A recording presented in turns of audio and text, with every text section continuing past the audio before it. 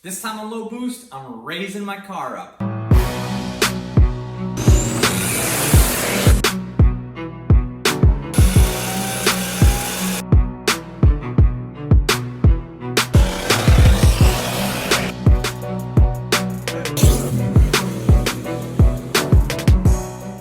A lot of people in the E36 community love their cars slammed low to the ground, stanced out.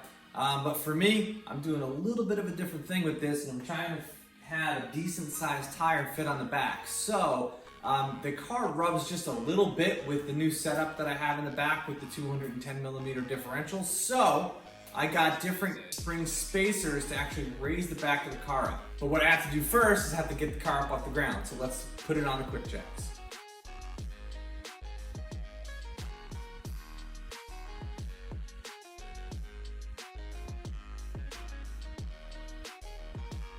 These are actually a bunch of different sizes.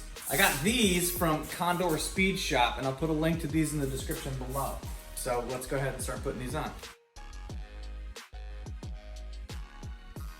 Now, ironically enough, I never did this before, but after I did the 210mm differential swap, maybe it just sits a hair lower because I just had some rubbing on the tire. I don't think the tire's shot, but I definitely don't want it rubbing anymore.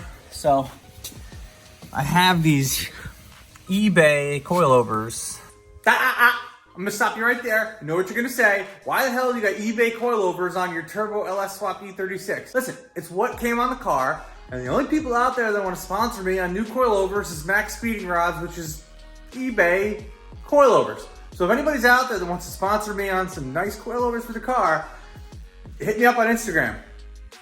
And they're maxed out on the ride height adjustment, which really kind of sucks for something like this because the ride height is really compromised. The spring is compressed almost all the way. This episode is brought to you by Extreme Powerhouse. Whether you have a BMW, an Audi, Ford Mustang, or a bunch of other cars, make sure you check them out. They have a great selection of performance parts for a bunch of different types of vehicles. And if you go on there and use the coupon code LOWBOOST, all one word, you get access to some extra special discounts. So these spacers there's a lot of them, and you could space your car out pretty. You can, each side you probably could raise it. There. Probably can raise your car about 3/4 of an inch with these spacers on each side. So what I'm gonna do is I'm gonna back this down just like 1/8 of an inch so I can get a little bit more spring travel out of this, and then put the spacers on, and that should still raise the car up to the desired level. All right, so they're on, stacked on all the way there.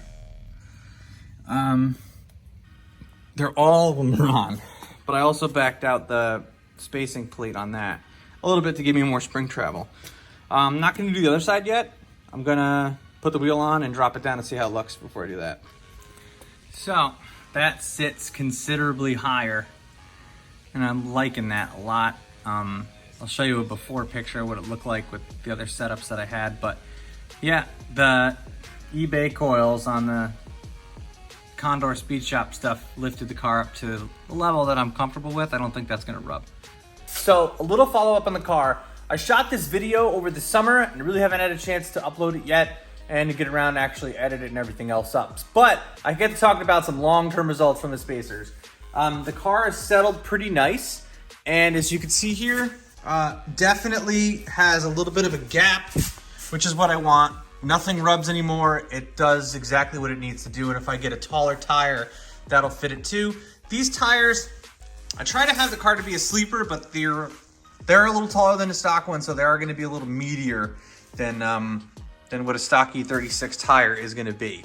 But to answer anybody's other questions that they have on the coilover situation, still haven't gotten coilovers for it. I'm trying to figure out maybe a custom setup that I could have to help the car squat well. I've heard that Viking dual adjustable shocks from a Pontiac GTO will actually bolt up to this with some slight modifications, because I'm gonna wanna have dual adjustable shocks.